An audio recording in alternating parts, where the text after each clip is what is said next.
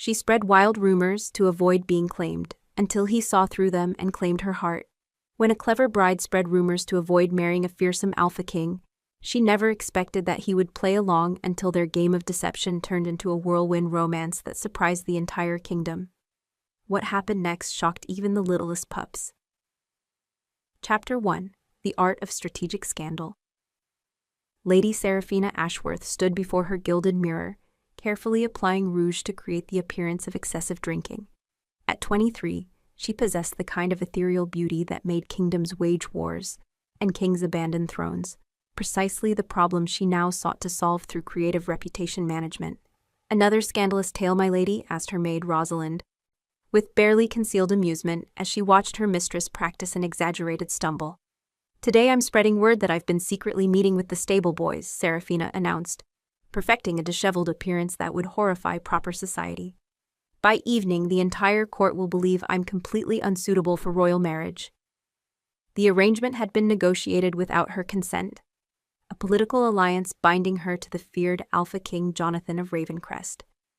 Tales of his battlefield prowess and cold demeanor had reached every corner of the realm, painting him as a ruler who conquered through intimidation rather than inspiration. "Are you certain this approach will work?" Rosalind inquired, helping to muss her lady's usually pristine hair. "His Majesty might not be as easily discouraged as previous suitors." "Every man has limits," Seraphina replied confidently, adjusting her dress to suggest improper activities. "Present any alpha with a bride who appears promiscuous, unstable, and socially unacceptable, and even royal duty won't override instinctive rejection." She'd spent months perfecting this strategy, having successfully deterred 3 previous marriage proposals through carefully orchestrated scandals. The key was appearing genuinely damaged rather than merely rebellious. Men could forgive spirit, but they feared corruption that might taint their bloodlines. "Besides," she added with a mischievous smile, "what could be more entertaining than watching an entire kingdom gossip about my fictional misdeeds?" As the castle bells announced the morning's formal activities, Seraphina prepared to debut her latest performance. The Alpha King would arrive within days, and by then she intended to be so thoroughly scandalized that even royal desperation wouldn't make her an acceptable bride. Her reflection showed a perfectly crafted image of noble decay, beautiful enough to attract attention, disreputable enough to inspire revulsion. The game was about to begin. Chapter 2. The King's Unexpected Arrival. The great hall of Ashworth Castle buzzed with nervous energy as servants prepared for King Jonathan's anticipated arrival. Seraphina had spent the morning establishing her latest scandal, allowing herself to be discovered in the wine cellar with suspicious stains on her dress, and the gardener's son fleeing through a window. "The rumors are spreading beautifully," Rosalind reported with evident satisfaction. "Half the household believes you've become a drunkard. The other half thinks you're meeting lovers in inappropriate places." "Perfect," Seraphina murmured, practicing a slightly unsteady gait that suggested both intoxication and moral flexibility. "By the time His Majesty arrives, my reputation will be so thoroughly compromised that—" Trumpets sounded from the courtyard, their sudden blast interrupting her preparations. Through the windows came the sound of hoofbeats and shouted commands, sounds that suggested a much larger retinue than expected. "He's early," her father, Lord Ashworth, called urgently as he burst into her chambers. "The king arrives now, and you look—" His face paled as he took in her disheveled appearance. "What have you done to yourself?" "Exactly what was necessary," Seraphina replied serenely, though her heart began racing with anticipation. Early arrival wasn't part of her calculations, but adaptability was essential for successful deception. "Change immediately," Lord Ashworth commanded. "Present yourself properly for—" "No!" Seraphina's voice carried quiet determination. "Let His Majesty see exactly what kind of bride he's been offered. Perhaps honesty will serve everyone's interests better than pretense." Before her father could respond, commotion erupted in the courtyard below. Through her window, Seraphina caught her first glimpse of King Jonathan, tall, powerfully built, with dark hair and an aura of command that made seasoned warriors step aside respectfully. "He's more imposing than the stories suggested," she admitted, watching him move with fluid grace despite his intimidating size. All the more reason to make a proper impression, her father insisted desperately. But Seraphina was already walking toward the great hall, her deliberately rumpled appearance creating exactly the scandal she'd intended. The Alpha King wanted to meet his arranged bride? Then he would meet the most unsuitable woman in the kingdom. She paused at the top of the grand staircase, ensuring maximum visibility for her dramatic entrance. Chapter 3: The Performance Begins. The great hall fell silent as Seraphina made her entrance, every eye tracking her deliberately provocative descent down the marble staircase. Her dress, artfully disheveled to suggest recent inappropriate activities, created precisely the scandal she'd intended. Gasps echoed from noble ladies, while gentlemen exchanged shocked whispers. King Jonathan stood at the hall's center, his presence commanding attention even in a room full of titled lords. At 30, he possessed the kind of masculine authority that made kingdoms stable and enemies cautious. His dark eyes tracked Seraphina's approach with an intensity that should have been intimidating. Instead, she detected something unexpected: amusement. "Your Majesty," she said, executing a curtsy that was technically correct, but performed with just enough theatrical excess to suggest mockery. "How honored we are by your early arrival." "Lady Seraphina," he replied, his deep voice carrying undertones that made her pulse quicken, despite her determination to remain detached. "Your reputation precedes you." The statement could be interpreted multiple ways, and she chose the most advantageous reading. "Indeed, I do hope the stories haven't been too terribly boring." A smile tugged at the corner of his mouth, not the expression of a man appalled by her behavior, but someone genuinely entertained. "On the contrary, they've been remarkably creative." Lord Ashworth stepped forward hastily. "Your Majesty, perhaps we should discuss the marriage arrangements in private.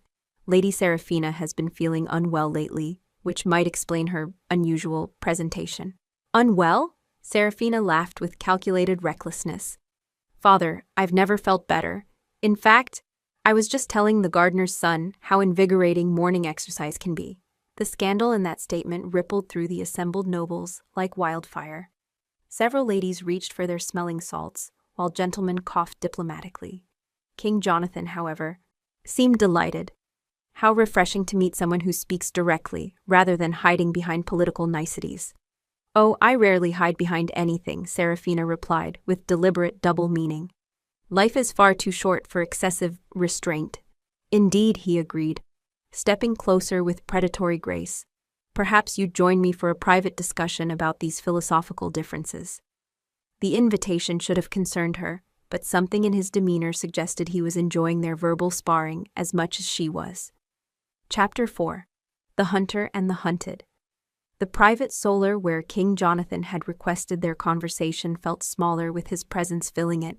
Seraphina had expected interrogation or condemnation. Instead, she found herself facing a man whose dark eyes held depths she hadn't anticipated. "Your performance was impressive," he said, without preamble, settling into a chair with casual authority. "Though I suspect the real Lady Seraphina is quite different from the woman who just scandalized half the nobility." The observation sent ice through her veins. "I'm not sure what you mean, Your Majesty." "The slight tremor in your left hand when you delivered your most outrageous lines. The way your pupils dilated with nervousness despite your confident tone. The fact that your supposed wine stains smell suspiciously like grape juice mixed with berry dye." His smile was predatory but not unkind. "Shall I continue?" Seraphina's carefully constructed facade wavered. "You're quite observant for a king who supposedly conquers through brute force, and you're quite clever for a lady who supposedly conquers through moral flexibility," he countered smoothly. "Though I admit curiosity about your motivations. Most women would consider marriage to a king advantageous. Most women haven't heard the stories about your intensity in battle and governance," she replied, maintaining her defensive position despite feeling increasingly exposed. "Ah." Jonathan leaned forward slightly, his attention focused entirely on her. "And you believe those stories indicate what kind of husband I'd make? Don't they? You tell me. Do you think a man who fights fiercely for his kingdom's protection would treat his wife with anything less than absolute devotion?" The question carried undertones that made her breath catch. Do you believe someone who values loyalty above all else would betray the woman who shares his life and his throne? The sincerity in his voice dismantled her preconceptions with devastating efficiency. This wasn't the cold, brutal king she'd expected, but someone whose intensity served protection rather than domination. She began, then stopped, uncertain how to respond when her fundamental assumptions proved incorrect. Take whatever time you need to consider that question, he said gently, rising from his chair. I find myself very interested in discovering who you really are beneath this elaborate performance.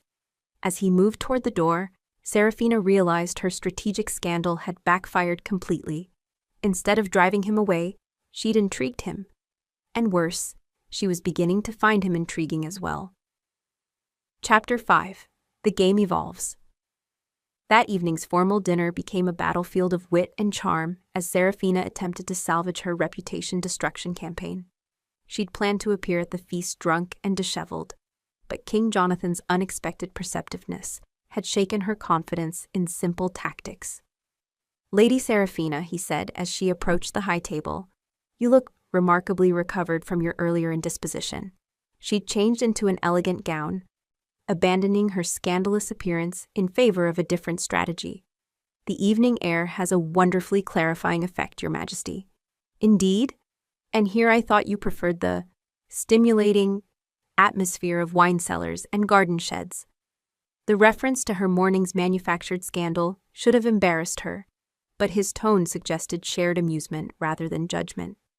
Around them, other nobles listened with obvious fascination to their verbal sparring. A woman of varied interests finds entertainment in unexpected places, she replied smoothly, accepting the chair he held for her. How fortunate, since I consider myself something of an unexpected place, he murmured low enough that only she could hear. The comment sent warmth through her that had nothing to do with the wine being served. This man was proving far more dangerous to her plans than anticipated, not through cruelty or intimidation, but through charm that seemed entirely genuine. Tell me about your kingdom, she said, attempting to redirect their conversation toward safer territory. The stories we hear suggest it's quite formidable. Ravencrest prospers through the strength of its people, rather than the fears of its enemies, he replied, signaling servants to begin the feast. Though I admit to encouraging certain rumors about my disposition, fear prevents many conflicts that strength would need to resolve. So you deliberately cultivate a fearsome reputation? Don't you? His smile was knowing. After all, what better way to avoid unwanted attention than to make yourself appear thoroughly unsuitable for serious consideration? The accuracy of his observation left her speechless. Not only had he seen through her deception, but he understood her motivations with uncomfortable precision. Perhaps we have more in common than either of us expected, she said carefully.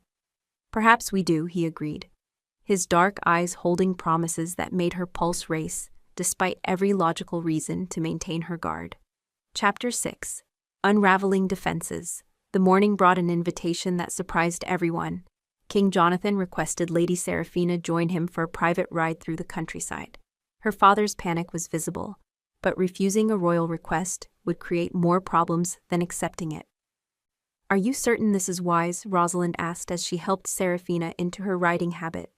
Yesterday's conversation seemed to affect you more than previous encounters with suitors.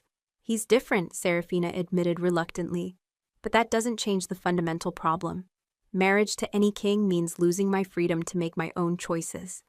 Unless you marry a king who values those choices, Rosalind suggested gently. The possibility was too dangerous to consider seriously.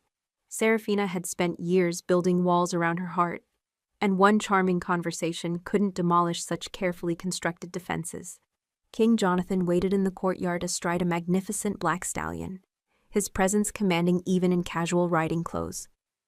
The horse's restive energy seemed to mirror its rider's barely contained power. I thought you might enjoy seeing the countryside from a perspective that doesn't include garden sheds, he said with that devastating smile. How thoughtful, she replied, accepting his assistance, mounting her mare. Though I admit surprise that you'd trust yourself alone with someone of my supposedly questionable character. Perhaps I'm hoping to discover whether that character is as questionable as advertised, he replied, guiding them toward the castle gates.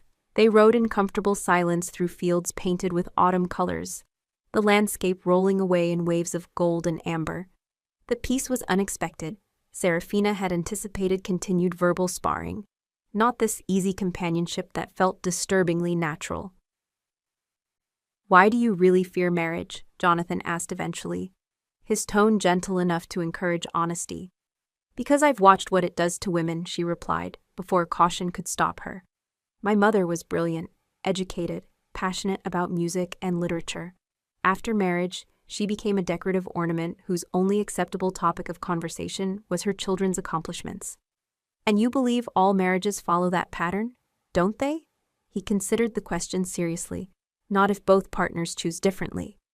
The simple statement carried implications that made her heart race, with possibilities she'd never dared imagine. Chapter 7. The Revelation. Their ride led to a secluded meadow where wildflowers created a carpet of color beneath ancient oak trees. Jonathan dismounted and helped Seraphina down, his hands lingering at her waist longer than strictly necessary. "There's something I should tell you," he said, his usual confidence replaced by something approaching vulnerability. "About the rumors surrounding my character." "What about them?" "Most are deliberately crafted lies." He moved to stand before her, his dark eyes serious. "My advisors believe a fearsome reputation prevents challenges to my authority. The truth is far less impressive." "What truth?" "I've never executed a man for pleasure. I've never taken a woman against her will. I've never ruled through terror rather than justice." His voice carried conviction that made her breath catch. "The brutal king your father arranged for you to marry exists only in carefully cultivated stories." The admission should have relieved her, but instead it complicated everything. If he wasn't the monster she'd expected, then her elaborate defenses became not just unnecessary, but cruel. "Why are you telling me this?" she asked. "Because I suspect we're both prisoners of others' expectations," he replied, stepping closer. "You perform elaborate scandals to avoid unwanted marriages. I perform ruthless kingship to avoid unwanted wars. Perhaps it's time we discovered who we really are beneath these performances." The honesty in his voice dismantled her remaining resistance. Here was a man offering partnership rather than domination, understanding rather than control. "And if we discover we're incompatible," she asked, though her heart was already whispering different possibilities, "then we part as friends rather than enemies, and I'll ensure your father receives marriage offers from men worthy of your intelligence and spirit." The promise showed more respect for her autonomy than anyone had ever offered. Standing in the meadow with sunlight streaming through the leaves above, Seraphina felt her carefully constructed walls beginning to crumble. "I'm not actually scandalous," she admitted quietly. "I suspected as much," he replied with gentle humor. "The real question is, what are you when you're not performing for others' benefit?" It was a question she'd been afraid to answer for years. Looking into his eyes, however, she felt brave enough to begin discovering the truth. "I suppose we'll find out together," she said. His smile was radiant. "I was hoping you'd say that." Chapter 8. The courtship begins. The return journey to the castle found them talking with an ease that surprised them both. Jonathan spoke of his kingdom's challenges, balancing noble interests with common needs, maintaining peace through strength without becoming tyrannical. Seraphina shared her love of books and music, her dreams of traveling beyond traditional boundaries. "You could," he said when she mentioned wanting to see distant lands. "Queens aren't confined to their castles unless they choose to be." "Your queen wouldn't be?" "My queen would be my partner in all things," he replied, with conviction that made her pulse quicken. "Including adventures beyond our borders, if that's what brought her joy." The conversation continued through dinner, where their obvious mutual interest became the evening's primary entertainment. Other nobles watched with fascination as the supposedly unsuitable bride and the fearsome king discovered genuine compatibility. "They seem quite taken with each other," Lord Ashworth observed to his wife with obvious relief. "Indeed," Lady Ashworth replied, though concern colored her voice. "But Seraphina has always been headstrong. What if this is merely another of her elaborate performances?" The question wasn't entirely without merit.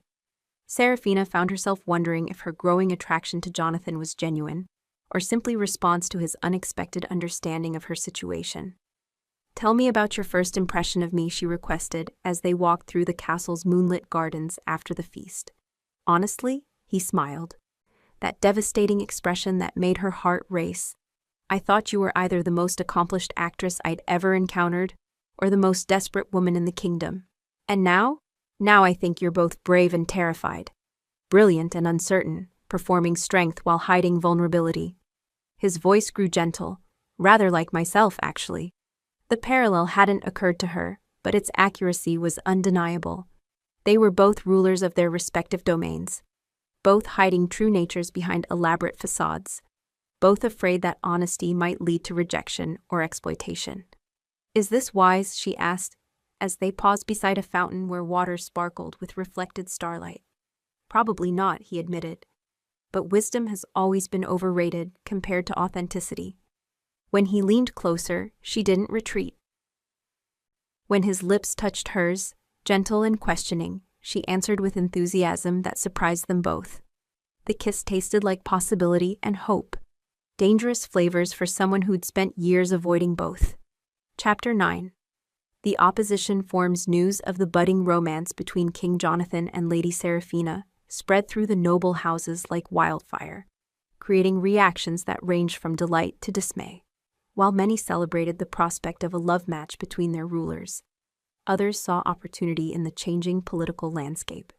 This infatuation compromises our carefully planned alliances, Lord Cromwell declared during an emergency session of the council that believed itself unobserved. If Jonathan marries for love rather than political necessity, several crucial treaties become worthless. More concerning is the lady's apparent influence over His Majesty, added Lord Whitmore, his pale eyes calculating. A queen who thinks independently could disrupt established power structures. Then perhaps, suggested a third voice from the shadows, steps should be taken to ensure this romance doesn't proceed to its natural conclusion. The speaker remained hidden, but his authority was evident in how the others deferred to his judgment. Plans began forming in whispered conversations, schemes designed to separate the increasingly devoted couple before their bond could strengthen beyond political interference. Meanwhile, unaware of the conspiracy building against them, Jonathan and Seraphina spent their days discovering the joy of genuine companionship. They rode through countryside that bloomed with autumn colors, walked through gardens where conversation flowed as naturally as breathing, and found in each other the understanding both had sought throughout their lives. I've never felt so myself with anyone, Seraphina confessed, as they shared a quiet dinner in Jonathan's private chambers. It's both wonderful and terrifying. Because authenticity makes us vulnerable, he replied, understanding the fear she couldn't quite articulate. When someone sees who we really are, they possess the power to hurt us more deeply than any enemy. Do you trust me with that power? The question hung between them, weighted with implications that extended far beyond their personal relationship. Trust meant the difference between partnership and exploitation, between love and political convenience. Yes, he said simply, and I hope you trust me with the same. Her answer came not in words, but in the way she reached across the table to take his hand, her fingers intertwining with his in a gesture that spoke of commitment deeper than any formal vow. Outside their sanctuary of growing love, however, forces were gathering that would soon test whether trust alone could protect what they were building together. Chapter 10. The Test of Truth. The first attack came in the form of gossip, designed to resurrect Seraphina's scandalous reputation. Servants whispered about seeing her in compromising positions with various men. Nobles repeated stories of improper behavior, and suddenly the court buzzed with speculation about whether their king had been deceived by a skilled actress. Someone is spreading deliberate lies, Rosalind reported urgently, as she helped her mistress prepare for the morning's activities. The stories are too detailed and too widespread to be natural gossip. But who would benefit from destroying my reputation now? Seraphina asked, though she already suspected the answer. Political marriages created winners and losers, and her growing relationship with Jonathan had clearly threatened someone's carefully laid plans. Does it matter who, when the damage spreads so quickly? Rosalind replied grimly. Half the court now believes you've been manipulating His Majesty's affections while conducting affairs with multiple lovers. The accusations hurt more than Seraphina had expected, partly because they echoed her own fears, about whether her feelings for Jonathan were genuine. Had she simply traded one performance for another, this time playing the role of devoted bride-to-be? When Jonathan found her in the gardens, her distress was evident despite attempts to hide it. "The rumors have reached you," he said, settling beside her on the stone bench, where she'd been attempting to find peace among the roses. "They're lies," she said quickly. "Every word is fabricated too." "I know," he interrupted gently.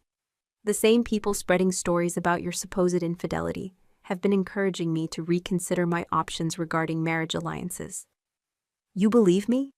"I believe the woman who trusted me with her real self, rather than her performed self," he replied, taking her hand in his. "The question is whether you believe me when I say that these attempts to separate us only prove how much we mean to each other." The simple statement cut through her confusion with devastating clarity. Someone feared their growing bond enough to mount a campaign against it, which suggested that what they shared was indeed worth protecting. "What do we do?" she asked. "We fight," he said, with the quiet determination that made him a formidable king. "Together."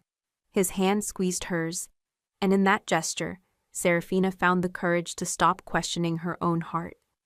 Whatever forces opposed them, they would face the challenge united, rather than allowing fear to divide them. Chapter 11. The Hunt for Truth. Jonathan's investigation into the source of the malicious rumors began immediately, utilizing networks of loyal retainers who could move through the castle unobserved. Within days, a pattern emerged that confirmed their suspicions about coordinated opposition to their relationship.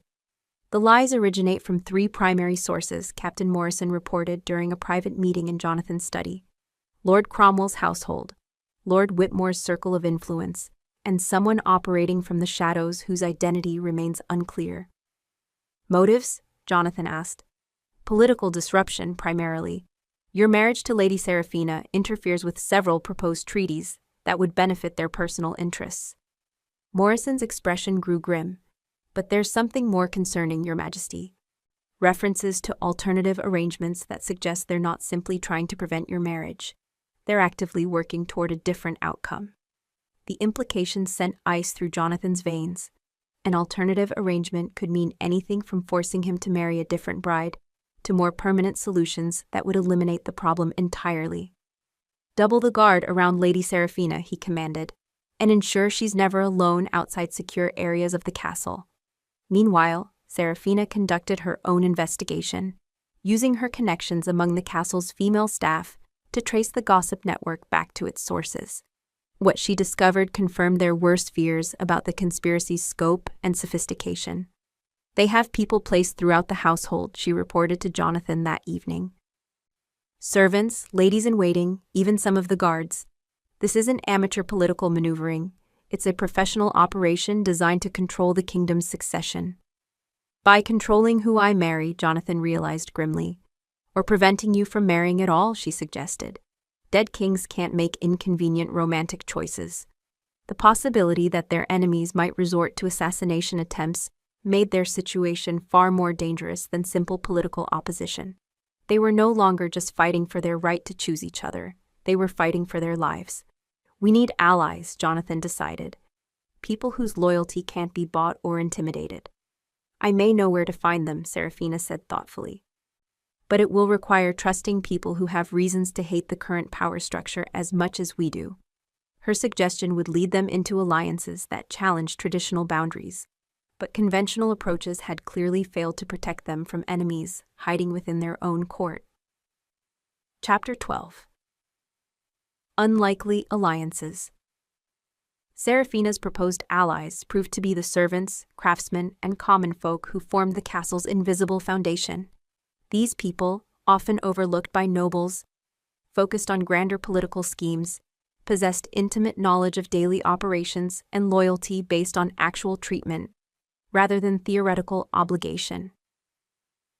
"Mary in the kitchens has been watching Lord Cromwell's food preferences," Seraphina explained as she and Jonathan met with their growing network of informants in the castle's forgotten storage chambers. "He's been hosting private dinners with foreign ambassadors, meetings that don't appear in any official records. And Thomas in the stables reports unusual travel patterns," added Jonathan. "Riders departing and arriving at odd hours, always avoiding the main gates where their movements might be observed. The picture emerging from these reports painted a conspiracy that extended far beyond simple marriage interference. The plotters were coordinating with external forces, possibly enemy kingdoms that would benefit from chaos within Jonathan's realm. "There's more," said Elena, a seamstress whose work took her throughout the castle's private quarters. "I've been mending clothes with unusual stains, substances that could be poison or worse. Someone is preparing for violence." The revelation that their enemies might resort to assassination attempts transformed their situation from political maneuvering to immediate danger. Jonathan's protective instincts flared, but Seraphina's calm analysis kept them focused on practical solutions. "We need evidence that will convince the broader nobility," she said. "Accusations without proof will only make us look paranoid or desperate." "Then we give them evidence," Jonathan decided. "Set a trap that forces our enemies to reveal themselves in ways that can't be denied or explained away." The plan they developed required careful timing and considerable risk, but it offered their best chance of exposing the conspiracy before it could destroy everything they'd built together. As they prepared to implement their dangerous strategy, both understood that failure would likely mean death, but success might finally give them the freedom to love without fear. Their unlikely alliance of nobles and commoners began preparing for a confrontation that would determine not just their personal future, but the kingdom's fate as well. Chapter 13. The Trap. The plan required Seraphina to play one final role, that of a woman whose relationship with the king was crumbling under the weight of malicious rumors. For 3 days she performed subtle signs of distress, allowing carefully chosen servants to overhear conversations suggesting that Jonathan's faith in her was wavering. "He barely speaks to me anymore," she confided to her maid within earshot of a known gossip. "Perhaps the stories about my character have finally convinced him that a king deserves better than a scandalous bride." The performance felt like betrayal, even though Jonathan knew it was necessary. Watching her simulate heartbreak while he maintained cold distance tested his resolve more severely than any battlefield challenge he'd ever faced. "She's actually crying," Rosalind reported privately, her voice tight with concern. "The pretense is affecting her more deeply than expected." Because the fear is real, Jonathan realized with growing anguish. "She's not just acting afraid of losing me. She's confronting the possibility that it might actually happen." The emotional cost of their deception was higher than anticipated. But the trap was working. Emboldened by apparent success in driving the couple apart, their enemies began moving more openly. Lord Cromwell requested private audiences to discuss alternative marriage arrangements. Foreign ambassadors appeared at court with suspicious frequency. Most tellingly, the shadowy figure coordinating the conspiracy felt confident enough to arrange a face-to-face meeting with key conspirators. "Tomorrow night," Captain Morrison reported, after days of careful surveillance. "They're gathering in the old chapel ruins outside the castle walls. Our source suggests this will be their final planning session before taking direct action." "Direct action meaning what?" Seraphina asked, though she dreaded the answer. "Assassination," Jonathan replied grimly. "If they can't control my marriage choices, they'll eliminate me and install a more compliant ruler." The stakes of their gambit had escalated beyond anything they'd originally envisioned. What began as a plan to expose marriage interference had become a race to prevent regicide. "We end this tomorrow," Jonathan declared, his voice carrying the steel that had made him a formidable king. "One way or another." Seraphina nodded agreement. Though both understood that ending the conspiracy might require sacrifices, neither was prepared to contemplate.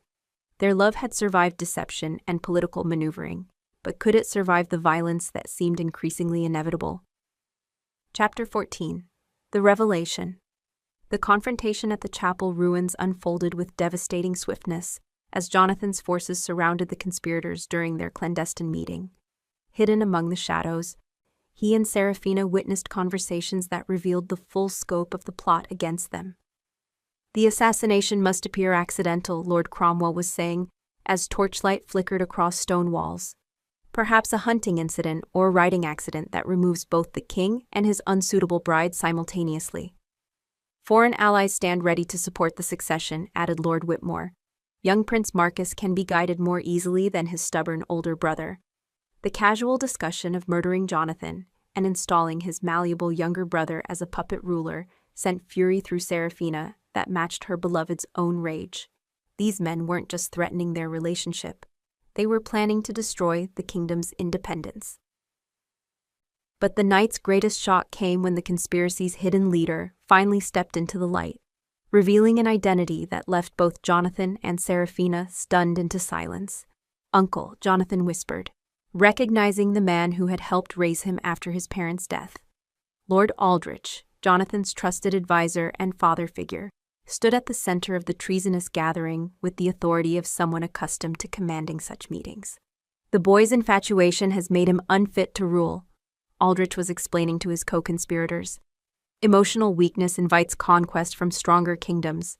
Better to replace him now with someone who understands that kings must choose duty over personal desires." The betrayal cut deeper than any battlefield wound Jonathan had ever sustained. The man he'd loved as a second father, whose counsel had shaped his reign from its earliest days, had been orchestrating his destruction from within the very heart of his government. "We move tomorrow," Aldrich continued. "The hunting party provides perfect cover for necessary accidents. By sunset, the kingdom will have a new king, and this romantic foolishness will be remembered only as a cautionary tale."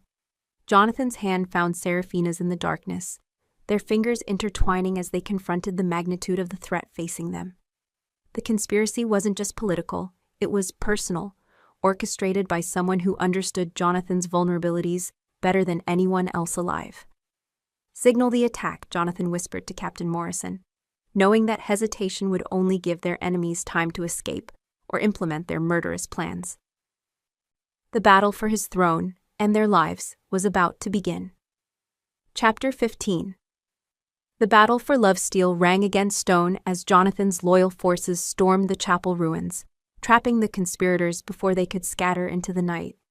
The confrontation erupted with shocking violence as men who had plotted treason fought with desperate fury to avoid capture. "Surrender," Jonathan commanded, his sword reflecting torchlight as he faced the uncle who had betrayed everything they'd once shared. "This madness ends now." "Madness," Lord Aldrich laughed bitterly, his own blade drawn despite his advanced years. "The madness was allowing romantic sentiment to cloud your judgment. A king who chooses love over duty destroys everything his ancestors built." Their duel carried the weight of years of trust perverted into deadly opposition. Jonathan fought with skill, honed by necessity, but emotional anguish over his uncle's betrayal complicated every movement. Seraphina found herself defending against Lord Cromwell's attack, her childhood lessons in weaponry serving her better than expected. "You could have simply opposed the marriage politically," she said between parries. "Why resort to murder?" "Because political opposition failed," Cromwell snarled, pressing his attack with increasing desperation. "You bewitched him so completely that reason couldn't penetrate his infatuation." Around them, the battle raged as loyalty faced treachery in combat that would determine the kingdom's future. Captain Morrison led Jonathan's guards with deadly efficiency, but several conspirators fought with the skill of professional soldiers, rather than pampered courtiers. "They have foreign allies here," Seraphina called to Jonathan as she noticed unfamiliar fighting techniques among their enemies. "This isn't just domestic treason, it's invasion." The revelation that external enemies had infiltrated their very court added urgency to a battle already weighted with desperate stakes.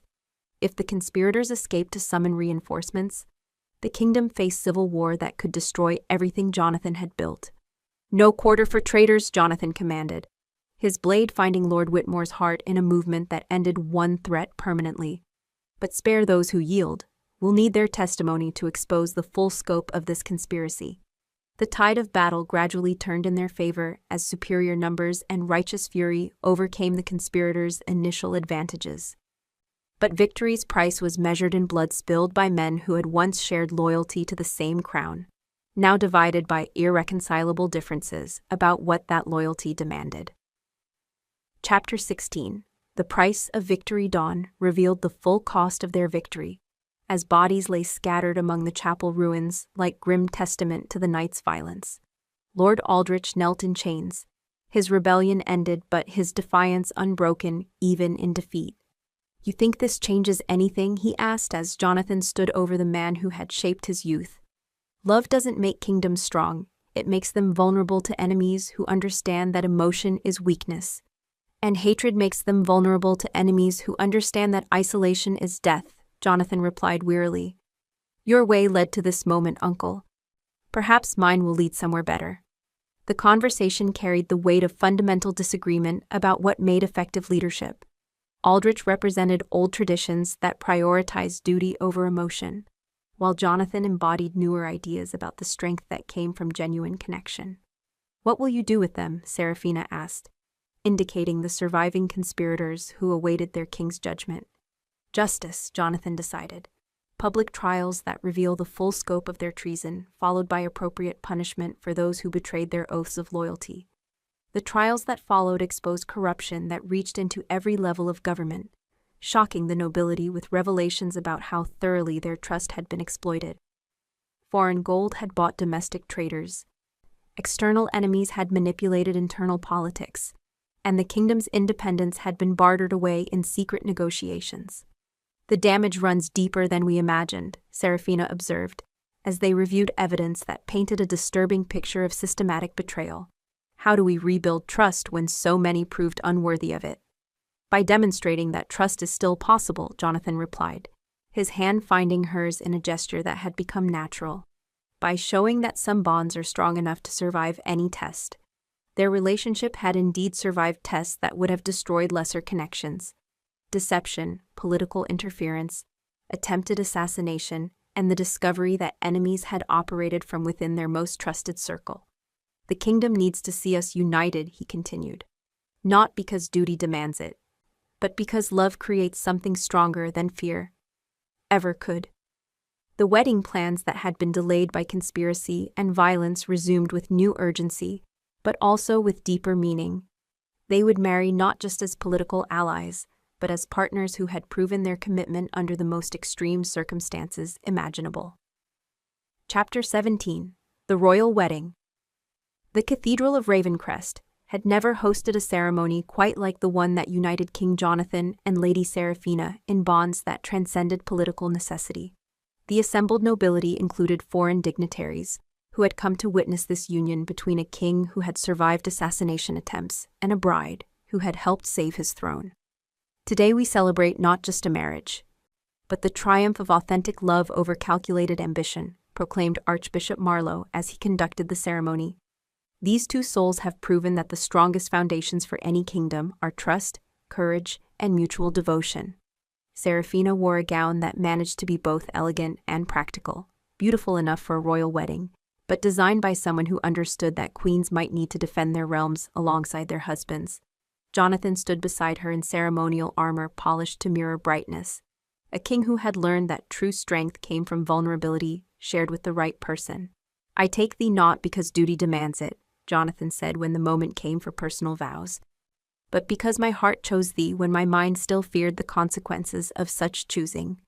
And I take thee not because circumstances forced it, Seraphina replied, but because thou hast proven worthy of trust that I never thought to give another soul.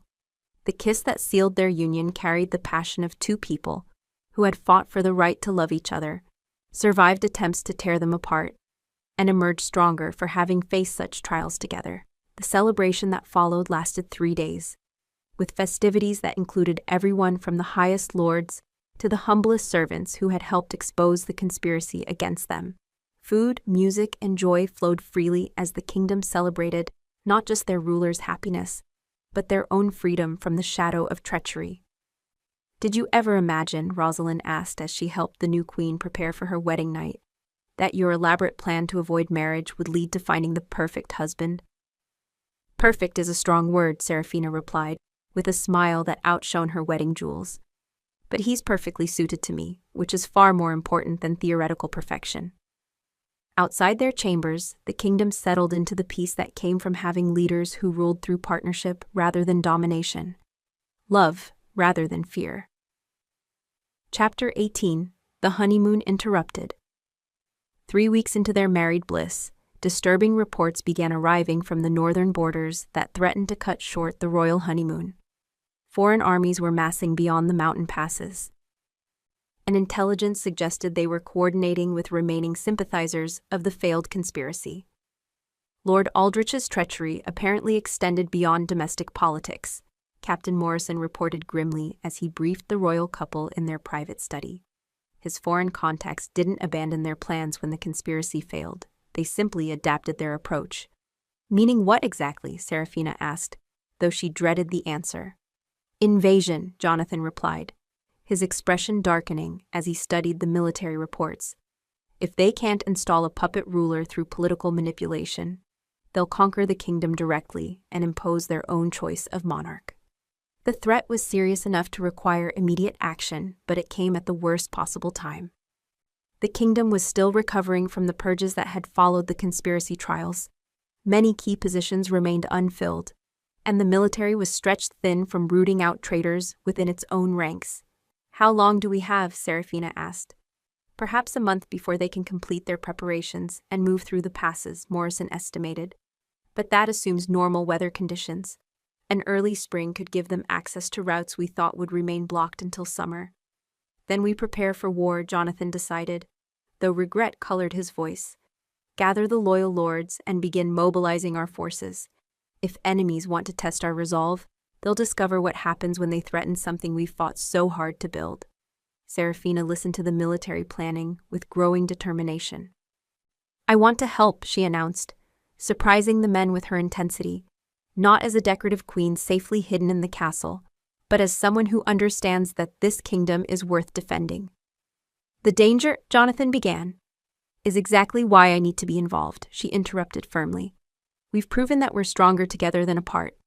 Facing this threat separately would be both stupid and wasteful. Her logic was unassailable, though Jonathan's protective instincts rebelled against the idea of exposing his beloved wife to the dangers of warfare. Still, the conspiracy had proven that hiding behind castle walls offered no real protection from enemies determined to destroy them. Together, then, he agreed reluctantly. But we do this intelligently, not recklessly. Chapter 19. The Queen Goes to War. Seraphina's involvement in the kingdom's military preparations took forms that surprised everyone, including herself. Rather than simply inspiring troops through ceremonial appearances, she proved remarkably adept at logistics, intelligence gathering, and strategic planning. The Queen has identified supply routes our enemies must use, reported General Harrison during a war council meeting. Her analysis of their probable approach reveals vulnerabilities we can exploit to force them into disadvantageous positions. How does a noblewoman develop such military insight? Asked Lord Pemberton with obvious puzzlement. By reading every military history in the castle library during years of trying to avoid social obligations, Seraphina replied, with a self-deprecating smile. Apparently, all that time spent hiding from marriage negotiations wasn't entirely wasted. Her contributions to their defensive strategy proved invaluable, combining theoretical knowledge with practical understanding of human nature that revealed enemy weaknesses traditional military thinking might have missed. They're depending on internal support that no longer exists, she explained, pointing to locations on the strategic maps spread across the council table. The conspiracy's failure eliminated their intelligence network, which means they're operating on outdated information about our capabilities and dispositions. Meaning we can use their ignorance against them, Jonathan realized, following her logic with growing appreciation. Let them attack positions we've already abandoned while we strike where they don't expect resistance. The strategy that emerged from these discussions bore little resemblance to conventional warfare, blending military tactics with psychological manipulation in ways that reflected both Jonathan's battlefield experience and Seraphina's understanding of human motivation. We'll need perfect timing, warned General Harrison. If any element of this plan fails, we could find ourselves trapped between superior forces with no viable escape routes. Then we ensure nothing fails, Seraphina declared with quiet determination. We've survived assassination attempts and political conspiracies. Surviving a straightforward military threat should be comparatively simple. Her confidence proved infectious, spreading through the assembled commanders until even cautious veterans began to believe their unconventional strategy might actually succeed against overwhelming odds. The war was coming, but for the first time since the threat emerged, Jonathan felt genuinely optimistic about their chances of victory. Chapter 20. The Battle Strategy. The final war council convened as enemy forces completed their march through the mountain passes, their banners visible from the castle's highest towers. Intelligence reports confirmed the approaching army's substantial size, nearly twice the number Jonathan could field, even after calling up every available reserve. Conventional tactics would be suicide, General Harrison stated bluntly. They have superior numbers, better equipment, and the advantage of coordinated planning. Our only hope lies in unconventional approaches that exploit their overconfidence. Which brings us to the Queen's proposal, Jonathan said, gesturing for Seraphina to present the plan they'd developed together. Our enemies expect to fight a traditional defensive campaign, she explained, using colored markers to illustrate troop movements on the Great Map. Castle walls, siege warfare, gradual attrition until relief arrives or supplies run out. Instead, we give them exactly what they don't expect: immediate, aggressive engagement that uses their size against them. The strategy was audacious to the point of seeming reckless. Rather than waiting for siege, they would sally forth to meet the enemy in carefully chosen terrain that negated numerical advantages while maximizing their own forces' mobility and local knowledge. Hit their advance guard here, Seraphina continued, indicating a narrow valley where enemy cavalry would be channeled into predictable routes. While they're dealing with that distraction, main forces strike their supply train here, cutting off ammunition and food for their siege engines. Meanwhile, Jonathan added, we've prepared fallback positions throughout the countryside, places where small forces can inflict maximum damage before retreating to the next prepared position. Death by 1,000 cuts rather than one decisive battle. And if they simply bypass our harassment and attack the castle directly, asked Lord Pemberton, then they'll find it empty except for enough defenders to make noise, Seraphina replied with a smile that carried dangerous edges. While they waste time besieging walls, we'll be destroying their homeland's ability to support extended campaigns. The plan required dividing their forces into multiple smaller units, each operating independently while contributing to the larger strategic goal. It was risky, innovative, and dependent on precise timing. Exactly the kind of approach that might succeed where conventional tactics would certainly fail. When do we begin? Asked General Harrison, his earlier skepticism replaced by growing enthusiasm for their unconventional approach. Now, Jonathan replied, rising from his chair with the decisive movement that had made him a formidable king. We have perhaps 6 hours before they expect us to respond to their arrival. Let's use that time to teach them what happens when they threaten our home. Chapter 21. Victory Against All Odds. The battle unfolded across 3 days of running engagements that left the enemy forces confused, demoralized, and ultimately defeated, despite their overwhelming numerical advantage. Seraphina's strategy proved devastatingly effective as small mobile units struck at carefully chosen targets before melting away into countryside. They knew better than their enemies. Their supply lines are completely severed, reported Captain Morrison as he returned from the latest harassment mission. No food, no ammunition for their siege engines, and no clear idea where the next attack will come from. More importantly, added General Harrison, their morale is cracking. Soldiers who expected easy conquest find themselves fighting ghosts who appear without warning and vanish before effective retaliation becomes possible. From their hidden command post in the hills overlooking the valley, Jonathan and Seraphina watched enemy forces stumbling through terrain that had become a deadly maze. Every road, every bridge, every defensible position had been turned into a trap that extracted a price in blood, while offering no clear target for counterattack. They're beginning to retreat, Seraphina observed with satisfaction, her spyglass trained on the enemy encampment, where white flags were beginning to appear. 3 days of losses without inflicting meaningful damage in return. Their commanders finally understand they're not fighting a traditional army. Because we're not, Jonathan replied, his arm circling her waist as they watched their enemies acknowledge defeat. We're fighting as partners who refuse to be separated by anything, including foreign invasion. The surrender negotiations that followed were mercifully brief. Faced with unsustainable losses and no clear path to victory, the enemy commanders agreed to withdraw permanently in exchange for safe passage to their borders. Your Majesties, the enemy general said as he formally surrendered his sword, you've demonstrated that love can indeed make kingdoms stronger. We came expecting to conquer the weak, and instead found strength beyond our ability to overcome. Strength shared is strength multiplied, Seraphina replied graciously. Perhaps your own kingdoms might discover similar truths about the power of genuine partnership. As the defeated armies began their long march home, the people of Ravencrest emerged from hiding to celebrate a victory that had seemed impossible just days before. Their king and queen had not only saved the kingdom, they'd done it together, proving that their bond was indeed strong enough to overcome any challenge.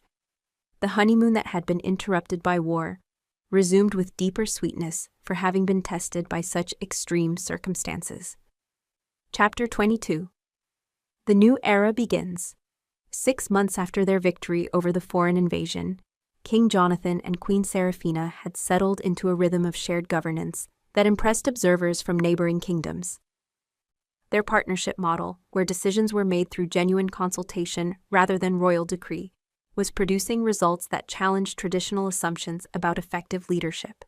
Trade agreements with 3 new kingdoms, reported Chancellor Brooks, who had replaced Lord Aldrich after the conspiracy trials, all specifically requesting to negotiate with both your majesties rather than following conventional protocols that would address only the king. Because they understand that our decisions are made together, Seraphina observed, reviewing the diplomatic correspondence with obvious satisfaction. Treaties negotiated with both parties carry more weight than agreements made with only one. Their joint approach to governance had indeed proved more effective than either could have managed alone. Jonathan's strategic thinking combined with Seraphina's analytical insights created solutions that consistently exceeded what traditional methods had achieved. The domestic programs are showing similar success, added Minister Hawthorne. Educational initiatives, infrastructure improvements, agricultural development. Every project benefits from having both royal perspectives involved in planning and implementation. More importantly, Jonathan noted, the people trust us because they see that we trust each other. That foundation of genuine partnership creates stability that can't be purchased through military might or political manipulation. The transformation of their kingdom from a realm racked by conspiracy and foreign threats to one of the most prosperous and stable in the region had attracted considerable attention from rulers seeking to understand their methods. Another delegation requests permission to study our governmental innovations, Seraphina reported with amusement. Apparently, the concept of monarchs who actually cooperate, rather than simply sharing titles, is sufficiently novel to merit scholarly investigation. Let them come, Jonathan decided. If our experience can help other kingdoms develop stronger foundations for their own governance, we benefit from having more stable neighbors. Their willingness to share the knowledge they'd gained through trial and error reflected the same generous spirit that had originally attracted them to each other, a desire to build something beautiful rather than simply maintaining what already existed. As evening fell over a kingdom at peace, they walked through gardens that bloomed with flowers from every region they'd formed alliances with, living symbols of connections built through mutual respect rather than fear. Chapter 23. The Growing Family. 2 years into their marriage, the royal couple's happiness was crowned by news that brought joy to the entire kingdom. Queen Seraphina was expecting their first child. The announcement triggered celebrations that lasted for days, as subjects who had watched their rulers overcome every conceivable challenge welcomed this newest blessing. The timing is perfect, observed Rosalind as she helped her mistress with the morning routine that had become more complex due to pregnancy-related nausea. The kingdom is stable, potential threats have been neutralized, and you've both proven capable of protecting what matters most. I'm terrified, Seraphina admitted, with characteristic honesty.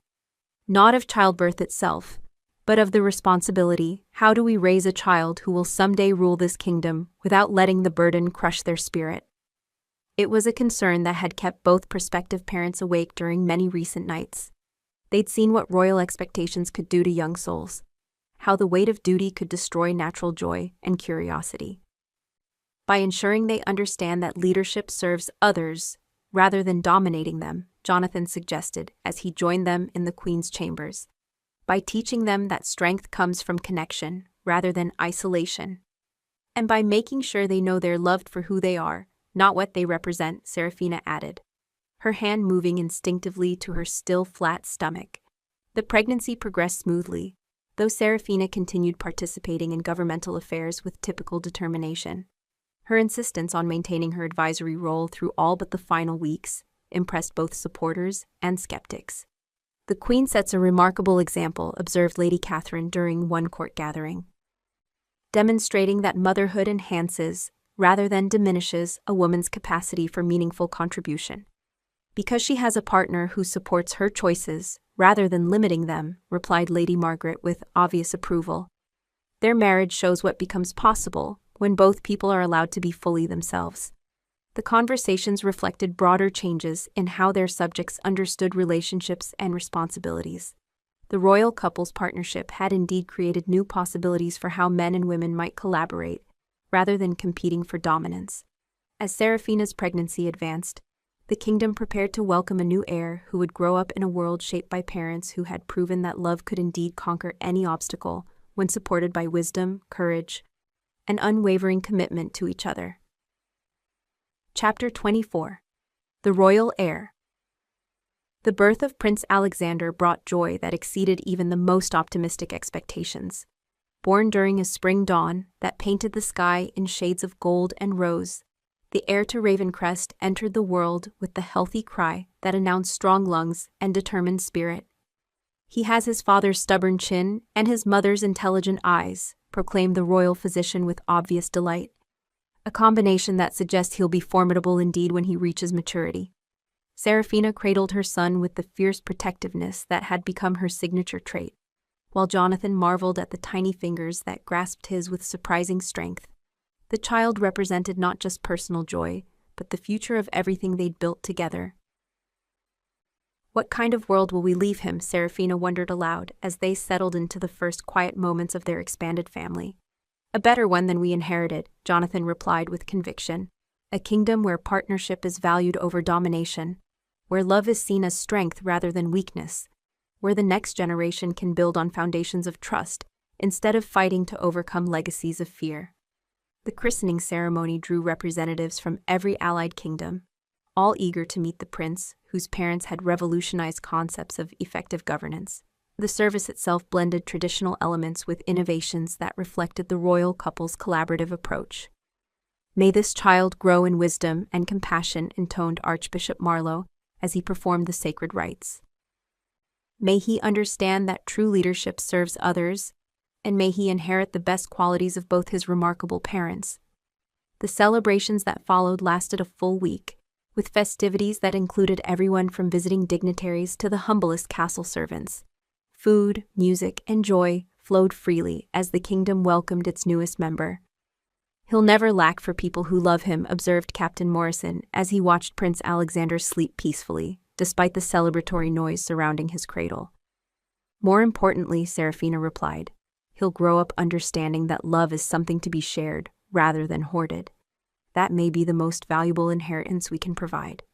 As the first year of Alexander's life unfolded, it became clear that he was indeed inheriting the best qualities from both parents.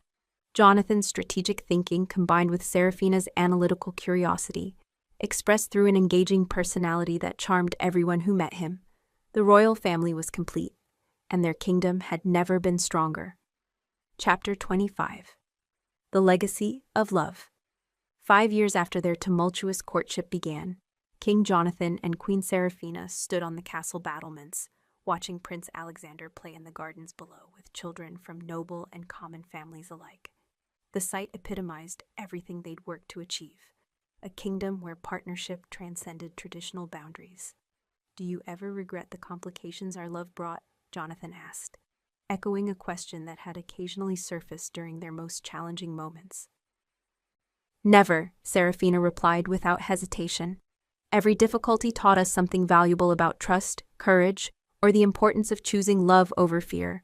We're stronger for having faced those challenges together."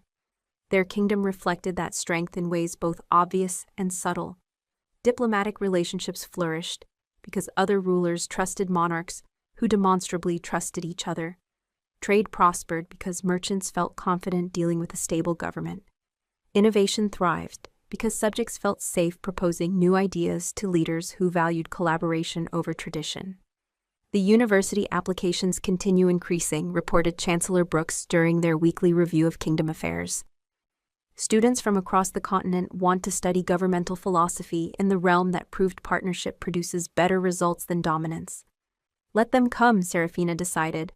Knowledge shared multiplies rather than diminishes, and we benefit from fresh perspectives on our own methods. Their willingness to teach what they'd learned had created a network of allied kingdoms that shared similar values about leadership and cooperation. The result was unprecedented regional stability based on mutual respect, rather than military deterrence. What do you think Alexander will make of the legacy we're leaving him? Jonathan wondered, as they watched their son demonstrate the diplomatic skills he'd absorbed through daily observation of his parents' partnership. Something better than we could imagine, Seraphina replied confidently. Children who grow up surrounded by love and partnership develop capabilities their parents couldn't foresee. He'll build on what we've established and create possibilities we never dreamed of. As sunset painted the sky in brilliant colors, the royal couple reflected on the journey that had brought them from strategic deception to authentic partnership. What began as Seraphina's attempt to avoid an unwanted marriage had become the foundation for transforming not just their personal lives, but an entire kingdom's understanding of what love could accomplish when supported by wisdom and courage. Their story would be remembered not as a fairy tale of effortless romance, but as proof that the greatest victories come from choosing to fight for what matters most, regardless of the obstacles that stand in the way. True love is not the absence of challenges, but the commitment to face them together. And the greatest magic of all is discovering that two hearts united can accomplish miracles that neither could achieve alone.